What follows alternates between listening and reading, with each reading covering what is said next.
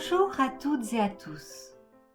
Pour ce 5e épisode, je vous remercie de votre fidélité et je suis émue de voir de nouvelles personnes qui s'abonnent et qui arrivent d'horizons nouveaux et variés, quel que soit l'âge, l'origine géographique. Donc tout ça me comble. Aujourd'hui, pour ce 5e épisode, je vais vous proposer 5 phrases.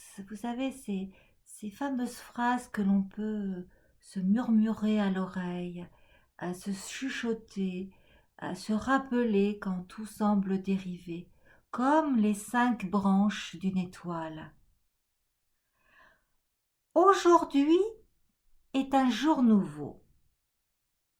Nous n'avons pas toujours besoin de conseils.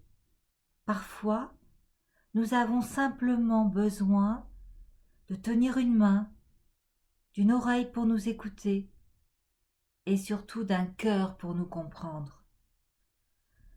Accueillir nos émotions au lieu de poser sans cesse sur elles un regard anxieux, un jugement. Nous pouvons décider de voir la beauté du monde qui nous entoure, la générosité d'un comportement humain. Nous pouvons appréhender le monde tel qu'il est, tout en contribuant à renouveler l'espoir plutôt que de dénigrer la réalité ambiante. Choisissons de rester en lien avec nous-mêmes en prenant soin de nous et des autres. Deuxième branche, deuxième mantra, un autre regard. Dans la vie, il est important, bien sûr, d'avoir quelques certitudes, mais il est essentiel également qu'elles soient évolutives, de manière à modifier notre comportement quand le contexte change. Alors, nous éprouvons le plaisir de la découverte et l'étonnement de voir un monde qui n'est plus celui qu'on pensait. Je vois les choses autrement, reconnaissent ceux qui ont emprunté ce chemin.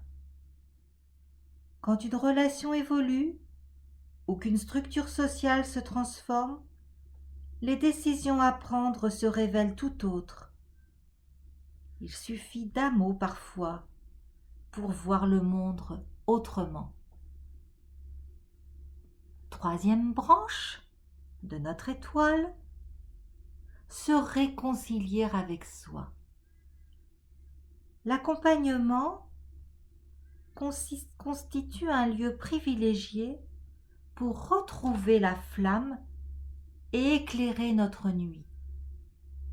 Cette liberté de nous réinventer, d'évoluer, de changer, nous appartient toujours, à tout moment, que ce soit à travers nos actes ou nos pensées.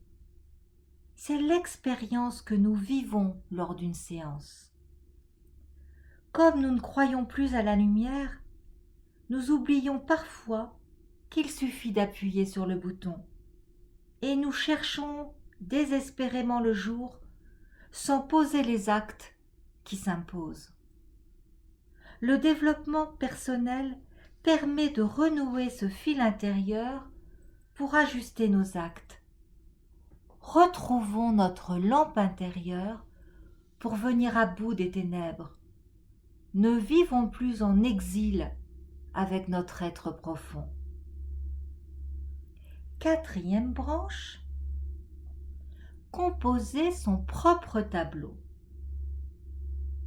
Tout changement dans ce monde commence d'abord par soi.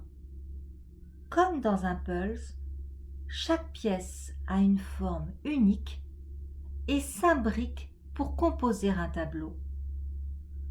La culture nous montre depuis la nuit des temps le lien si puissant entre ce qui se passe intimement et ce qui touche à l'universel.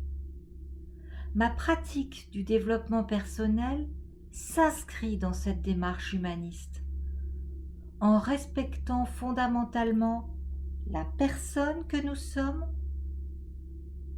nous rendons alors possible une relation à l'autre plus vraie, authentique et sincère.